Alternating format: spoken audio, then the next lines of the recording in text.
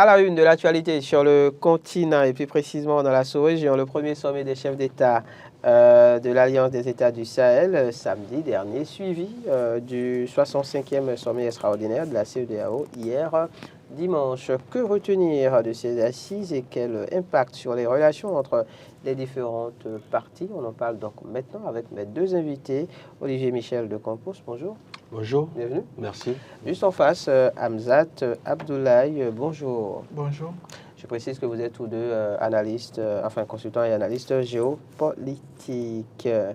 Le week-end découlé était donc plutôt, on va dire, chargé, point de vue actualité sous-régionale. On démarre donc par cette assise, le premier sommet des chefs d'État de l'Alliance des États du Sahel. On rappelle rapidement le contexte dans lequel se tient ce sommet. Oui, c'est un sommet qui avait été déjà annoncé depuis de longue date et qui vient un peu pour parachever cette initiative-là qui a été prise le 16 septembre 2023, donc de créer cette alliance-là des États du Sahel.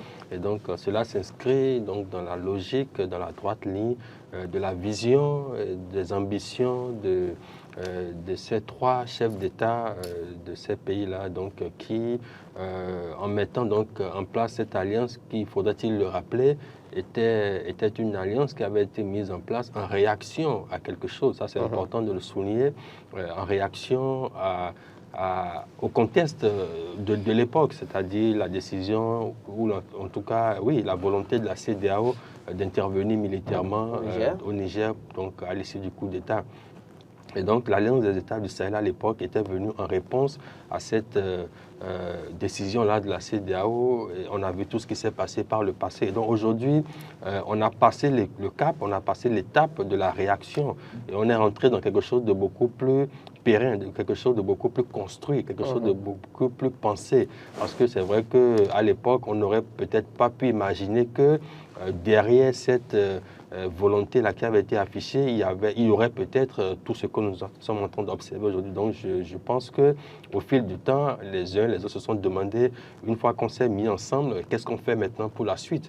Et qu'est-ce qu'on fait pour que cette alliance-là puisse durer dans le temps? Et nous sommes en plein dedans aujourd'hui avec donc la mise en place, la création, pour être plus précis, de cette confédération-là entre ces trois pays-là pour venir renforcer davantage et pour venir asseoir davantage la vision qu'ils ont pour leurs pays respectifs. Et donc tout ceci s'inscrit dans cette nouvelle donne géopolitique, dans cette nouvelle donne politique également et d'intégration de la sous-région. Maintenant, reste à savoir quel sera concrètement les mécanismes qui seront mis en place par rapport à ces trois pays-là et également la réaction, la posture de la CEDEAO face à cette donne-là qui vient finalement sceller définitivement le sort ou en tout cas acter la sortie de ces États-là, de la CEDEAO. Parce que c'est vrai que beaucoup espéraient de manière assez naïve peut-être que ces pays-là reviendraient suite à des négociations dans la CEDEAO. Mais moi, je pense que la décision de partir était déjà irréversible dans la manière dont même elle a été formulée et également dans les griefs et les exigences qui sont émises en tout cas par rapport à la CEDEAO. Donc, pour que ces États-là reviennent, il aurait fallu donc que la CEDEAO se restructure ou en tout cas fasse de gros, énormes efforts qu'elle n'est pas peut-être prête à faire aujourd'hui. Donc, il était illusoire de penser que ces États-là allaient revenir juste parce qu'on leur aurait levé les sanctions ou peut-être qu'on leur aurait demandé de revenir. Donc, le mal est beaucoup plus profond que cela et c'est ce qui a justifié aujourd'hui donc la décision d'aller beaucoup plus loin de ces États-là, d'acter, de marquer définitivement leur sortie en créant une confédération et en donnant carrément l'option, en montrant, en affichant l'option que ces États-là ont pris de désormais marcher ensemble de leur côté pour atteindre les objectifs, justement. Et donc, il s'agira maintenant de voir si la CEDEAO est disposée à accompagner ce mouvement-là et dans cette dynamique-là et non pas à peut-être se poser en force opposante à cette dynamique-là. Et donc tout va dépendre de ça. Et n'oublions pas que ceux qui en pâtissent, c'est la population. Ce sont les citoyens, de ces différents espaces, que ce soit les États du Sahel, la Confédération ou même les autres États membres aujourd'hui de la CEDEAO encore. C'est les populations qui vont en partie. Donc il est à souhaiter que des mécanismes soient mis en place. Et je pense que ce n'est pas le premier pays, ce n'est pas une nouveauté. Le Mali, le Burkina et le Niger ne sont pas les premiers États à sortir d'un regroupement de ce genre. Donc je pense qu'il y a des mécanismes qui sont prévus en la matière pour que, au-delà des relations politiques, au-delà donc de l'appartenance à cette alliance-là, que l'on puisse continuer à avoir un certain nombre de relations qui sont maintenues pour permettre quand même, parce que nous sommes dans un monde interconnecté, on ne peut pas du jour au lendemain couper les ponts de cette manière. Donc il y a toujours des mécanismes qui sont mis en place pour que les relations puissent se poursuivre pour le bien des peuples de ces différents pays. Hamzat Abdoulaye, oui, le Mali, le Burkina, le Niger, vraisemblablement n'entendent pas revenir sur leurs décisions. On en parlait il y a quelques mois, la signature donc, de la charte du dictateur Gouma. Derrière, il y a eu une sorte une volonté de la CEDEAO de ramener les uns les autres autour de la table de négociation, et on se disait entre autres qu'il faudrait quand même minimum 1 an pour que cette sortie soit actée. Apparemment, le Niger, le Mali et le Burkina Faso n'entendent pas attendre la fin de cette échéance. C'est un peu l'histoire de l'Est conjointe qui est partie et que vous suppliez de revenir, alors que les raisons pour lesquelles elle est partie demeurent. Vous n'êtes jamais revenu là-dessus, vous n'avez pas fait une remise en question pour changer les choses. C'est ça ce qui se passe en réalité. Alors ça semble risible, mais ce n'est qu'un parallèle simple que j'établis. Alors moi je ne trouve pas que ces 3 États reviennent dans la CEDEAO, en tout cas dans le moyen ou dans le court terme. Ce n'est simplement pas possible parce que les facteurs qu'on a déjà développés sur ce plateau, liés notamment à la gestion de la CEDEAO vis-à-vis de ces États et la gestion de la CEDEAO vis-à-vis des crises majeures au sein de ces États. Alors ces États traversent la crise contre le terrorisme, traversent une crise liée à l'insécurité, traversent des crises liées à l'insécurité alimentaire, traversent également des crises de gouvernance et enfin traversent des crises d'implication des puissances étrangères. Alors face à ces multiples crises, la CEDEAO généralement n'a pas été rapide ni efficace quand il fallait réagir. Et la deuxième chose, c'est que la CEDEAO, dans sa façon, je vais y arriver, de sanctionner, a été beaucoup trop dure en occultant le côté des populations de ces États.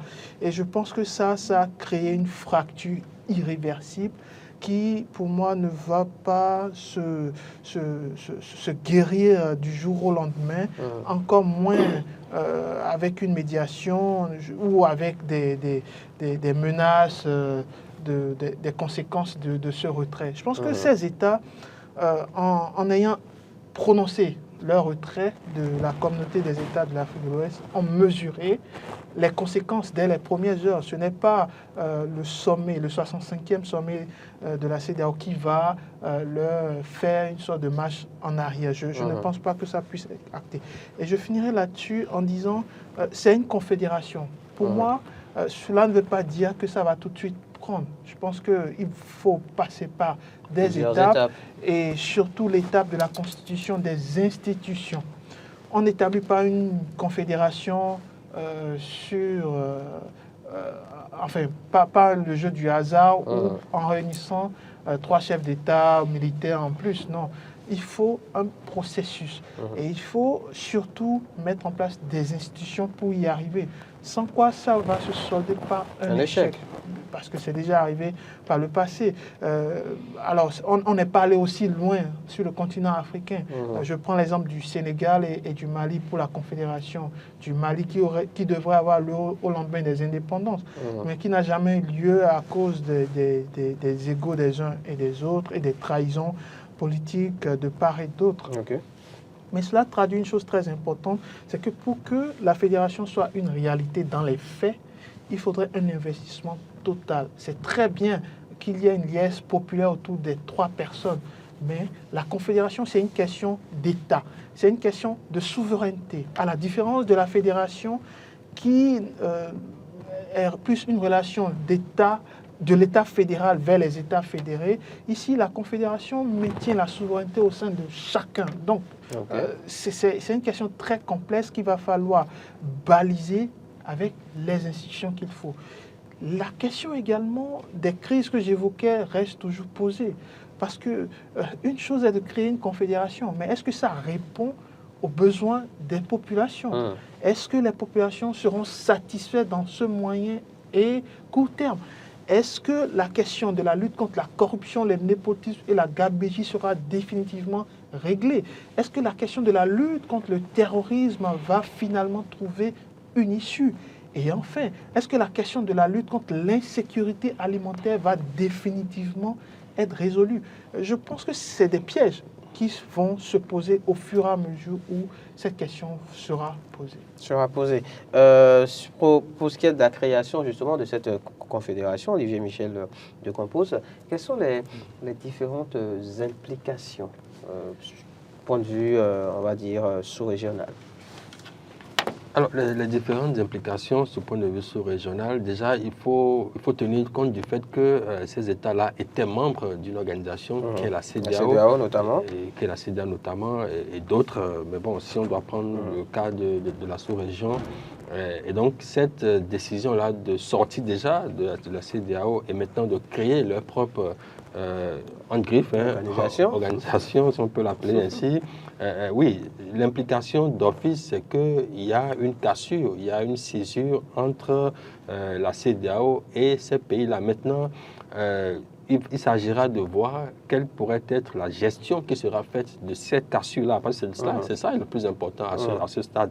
Il y a une séparation qui est quand même nette, on ne va pas revenir là-dessus, on connaît les causes, les raisons de cette séparation. Oui. Maintenant, le plus important, c'est de savoir quelle gestion sera faite de cette séparation pour qu'il n'y ait pas de conséquences dramatiques, dommageables davantage. Parce que nous sommes quand même, il ne faut pas l'oublier, dans un contexte de sécurité assez délétère. Et il ne faut pas oublier que ces 3 pays-là sont l'épicentre de la menace terroriste dans la région. Donc il est impossible, il faut le dire, il faut le marteler, de mener cette lutte-là en écartant ces 3 pays. Et donc, je pense que c'est l'une des défaillances qu'on peut noter déjà dans la posture de cette organisation-là, d'avoir peut-être pensé qu'on pouvait, mener la lutte là, cette lutte contre le terrorisme, en écartant ou en tout cas en ostracisant ces pays-là. C'est impossible. Vous ne pouvez pas faire cette lutte-là de manière efficiente, effective, efficace, en ne tenant pas compte de ces pays. On parle de la CEDEAO notamment. Oui, tout à fait. Le Mali, le Burkina et le Niger, qui quand même sont l'épicentre, comme je l'ai dit tout à l'heure. Et donc, vous imaginez, ne serait-ce que du point de vue du droit de poursuite. Parce que si les pays de la sous-région, si par exemple la CEDEAO ou peut-être un pays comme le Bénin, le Togo, la Côte d'Ivoire, le Sénégal, etc., se mettent dans une situation délicate avec ces pays-là. Mais imaginez-vous que même si le Bénin réussit, c'est un exemple que je donne, même si le Bénin réussit à repousser les terroristes, mais ils vont trouver refuge dans d'autres pays. Mais au Burkina, peut-être au Niger, s'il n'y a pas ce droit de poursuite-là qui permet, donc cette collaboration des États qui permet quand même d'aller au-delà et de faire la lutte comme cela se doit, mais c'est peine perdue parce que vous continuerez constamment d'avoir ce problème-là sous les bras. Donc, je pense que tout réside aujourd'hui dans la posture, la gestion qui sera faite de cette cassure-là, de ce départ, de cette nouvelle donne, si on peut le dire ainsi, géopolitique qui est en train donc de se profiler à l'horizon. D'accord. C'est ça qui est intéressant à observer. Okay. Alors, la Confédération des États du Sahel voit jour, j'ai envie de dire, dans un contexte où, au niveau de la CEDEAO, en tout cas, on travaille justement à la mise sur pied d'une force en attente pour lutter contre le terrorisme, une sorte de réponse apportée finalement aux problèmes qui se posent et qui témoignent de ce que, oui, au niveau de la CEDEAO, quand même, on prend conscience de de peut-être là où on a péché, parce que, qu'ils vous souviennent, on parlait donc d'une force en attente qui devrait normalement servir donc à déloger la junte au pouvoir au Niger, et qui finalement aujourd'hui semble être en train d'être transformée en force qui luttera contre le terrorisme. Hamzat Abdoulaye, oui. Non, mais un mot, si vous permettez, mais je pense qu'il faut arrêter de tourner autour des choses sérieuses à ce point. Ça fait quand même des années, je ne dirais pas des décennies, qu'on nous parle de cette force-là, ou qu'on aurait dû mettre en place tous ces dispositifs. Et c'est d'ailleurs l'un des reproches que fait cette confédération-là, ces pays-là, à la CEDEAO, de n'avoir pas suffisamment, de ne s'être pas suffisamment investi dans la lutte contre le terrorisme. Et donc, qu'en sera-t-il aujourd'hui de ce mécanisme qu'on veut mettre en place, alors même qu'on est dans une situation où ces pays-là ne sont plus là? Alors, comment ça va se passer? Et donc, c'est là la véritable question. Même une force en attente aujourd'hui qui serait déployée, mais elle va fonctionner comment? Pour agir comment? Donc, il faut que oui, au-delà, c'est bien, c'est une bonne intention, c'est une bonne initiative. Une raison peut-être pour faire revenir, finalement, pour faire rebrousser chemin aux trois pays. Non, moi je suis d'accord avec mon confrère parce que pas vouloir revenir. Il est temps que la CEDEAO apprenne de ses erreurs et puisse tout de même changer sa grammaire. Parce que sa grammaire aujourd'hui, c'est pareil, depuis 3 décennies, c'est les mêmes choses. Et la CEDEAO n'apprend pas malheureusement de ses multiples échecs. Même avec ses décisions? Oui, clairement. Une force en attente, c'est bénéfique, évidemment, pour les États ressortissants de cette communauté, parce que la menace terroriste, elle est permanente. Et moi, je ne dirais pas que la nébuleuse est ancrée uniquement que dans ces 3 États. Le Sahel, ça traverse, c'est vrai, les 3 États, mais ça implique également beaucoup d'autres États qui sont frontaliers à la CEDEAO ou à ces États de l'AES. Et d'une façon ou d'une autre, les États du Golfe de Guinée ne sont pas du tout à l'abri de la menace terroriste. Et ça, c'est un fait très important. Donc, mettre en place une force en attente, c'est très bien, mais quelle est la méthodologie? Et il faut encore combien de temps que les populations continuent de subir les affres? Parce que pendant que cette force est en train d'être conçue sur papier, pendant qu'on réfléchit, pendant qu'on cherche même l'esprit sur papier, vous voyez un peu, ça risque de prendre énormément de temps. Et je ne trouve pas que ce soit la meilleure solution pour régler les problèmes. L'initiative d'Accra, pour moi, a échoué, parce que l'initiative d'Accra était censée être la relève de ce G5 Sahel qui, pendant un certain moment, quand même tenait la dragée haute à la lutte contre à la lutte contre le terrorisme. Mais l'initiative d'Accra peine vraiment à prendre parce que manque de moyens financiers, manque d'investissement et de volonté politique. Et ça a occasionné le silence et l'omerta autour de la question aujourd'hui. La question de la force d'attente, pour moi, ça restera posé et malheureusement, ça ne résoudra aucun problème. La meilleure dynamique, c'est d'épouser la méthode mauritanienne, c'est-à-dire face à un problème, il faut y opposer des solutions pratiques. Et s'il faut aussi négocier parfois avec ces gens, il faut le faire parce que la question est de trouver des solutions pérennes pour que les populations retrouvent une certaine stabilité qui n'ont plus aujourd'hui. Et l'autre chose, c'est également d'impliquer les populations dans la lutte contre le terrorisme. On oublie souvent le social, on oublie souvent l'humain. Quand on évoque le terrorisme, on pense que c'est le politique, on pense que c'est le militaire, ou on pense que c'est l'intervention d'une puissance extérieure qui va régler nos problèmes sociaux. Et qu'est-ce que ça engendre? Ça engendre en réalité des sociétés guerrières. Une société guerrière, c'est une société qui n'a pas d'autre choix que de se constituer en menace violente et guerrière pour riposter contre un État qui n'existe pas. Et c'est ça le drame dans lequel nos États, ou les États sahéliens ensuite, les États du Golfe de Guinée, surtout dans leur milieu nord, sont tombés aujourd'hui. J'espère que la CEDEAO va en prendre de la graine et surtout essayer d'être pragmatique dans sa façon de combattre le terrorisme. Parce qu'aujourd'hui, ce n'est plus la force qui combat le terrorisme. Il faut aussi appliquer des mesures sociales et humaine pour le contrer. D'accord, on va revenir sur la question de la CEDEAO tout à l'heure, mais avant, quelques interventions rapidement des amis internautes. Messi Maou, Cyril estime qu'il faut que la CEDEAO ait ce rival pour pouvoir mieux s'organiser prochainement. C'est une très bonne initiative, tout le monde ne peut pas toujours être membre d'une communauté honteuse qui ne supporte pas en cas de besoin, mais préfère jouer à l'esclavagisme. Non, moi je pense qu'il faut nuancer parce qu'il ne s'agit pas du tout d'avoir une autre institution multilatérale qui va être en réalité un adversaire à la CEDEAO. Non. Je pense que les enjeux sont complètement ailleurs et il faut vraiment se concentrer sur les enjeux. Il s'agit de la question de la souveraineté qui est évoquée, il s'agit de la lutte contre le terrorisme, il s'agit aussi d'une façon de refaire la décolonisation. La décolonisation de 1960, visiblement, n'a jamais été faite. Patrick Wologan estime que c'est une très bonne initiative qui fera réfléchir davantage la CEDEAO et ses dirigeants occidentaux. Emmanuel Kofi Aglossi écrit « Laissons-les vivre cette expérience ». Pour tirer les leçons dans quelques années, il y a alors à redéfinir les règles de circulation des biens, personnes et capitaux entre l'AES et la CEDEAO. D'ailleurs, justement sur cette question, hier, on a pu lire ici et là, même si après ça a été démenti, oui, que la création donc, de cette confédération obligerait les ressortissants de ces trois pays à l'obtention d'un visa pour accéder donc, on va dire, à la zone CEDEAO. Même s'il faut préciser qu'au détour du 65e sommet, justement, le président de la Commission est revenu quand même sur les implications. Et au rôle donc des implications, il évoquait entre autres cette possibilité.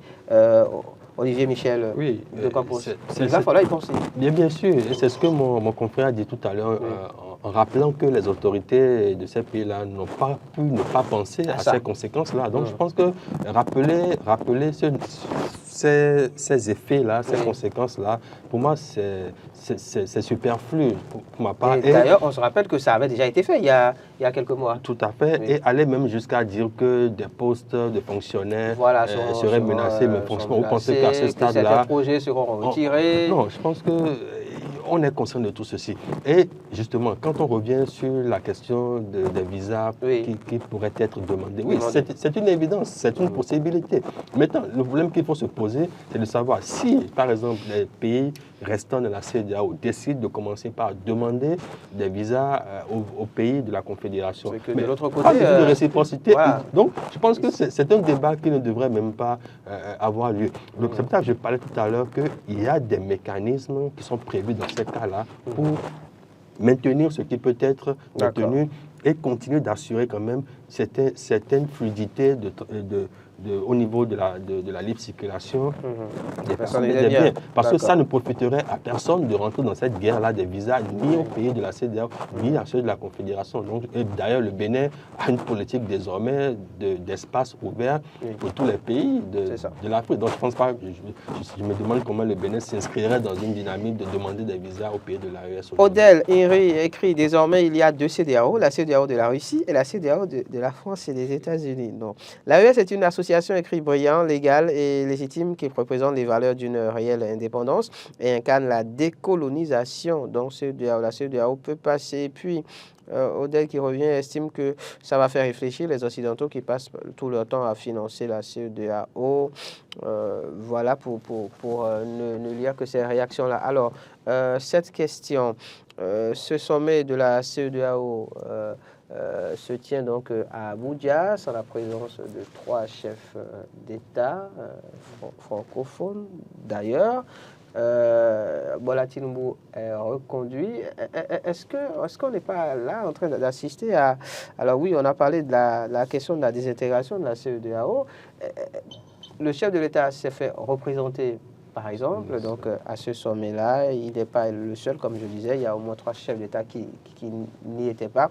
Est-ce que quelque part aussi au niveau de la CEDEAO, au niveau notamment des chefs d'État, on n'est pas en train de se désolidariser un peu de tout ce qui se passe? Je ne pense pas. Okay. Certes, la CEDEAO est dans un état de mort cérébrale, il faut le dire. Surtout sur les choses qui n'ont pas marché. Certes. Mais l'absence de ces chefs d'État ne justifie aucunement une désolidarisation ou une désintégration intégration, enfin, avec ce qu'on a déjà comme des intégrations en cours. Ah oui, ce serait quand même très dur aussi. Il faudrait que d'autres États quittent la CEDEAO ou se désolidarisent de la CEDEAO. Mais une chose très importante, et je finirai là-dessus, l'avenir de la CEDEAO se joue sur les prochains jours. Vous voyez, il n'y a toujours pas eu de communiqué officiel de ce qui a été dit ou de ce qui n'a pas été dit ou de ce qui a été contredit. Donc, ça veut dire que la CEDEAO est en train de revoir ce qu'elle doit dire. Comment elle doit le dire. Faire attention.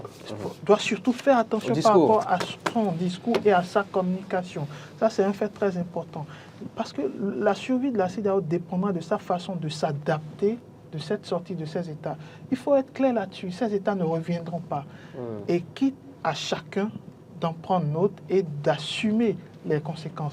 Moi, ce que je recommande au Bénin et surtout à notre diplomatie, c'est d'entamer désormais une diplomatie bilatérale avec ces États. La mort du multilatéralisme ne signifie pas la mort du bilatéralisme. On peut nouer individuellement des rapports avec ces trois États parce que c'est nos intérêts qui sont en jeu. Et comme le général de Gaulle le dit, en matière de diplomatie, il n'y a pas du tout de jeu amical. C'est absolument les intérêts qui comptent. Donc, je pense qu'il faut qu'on prise Michel de Campos, 3 chefs d'État africains, enfin d'État francophones absents à ce 63e sommet, 65e sommet. Pardon, dans un contexte où le Bénin a mal parti avec le Niger, la CEDEAO totalement absente, enfin aux abonnés absents par rapport à cette situation.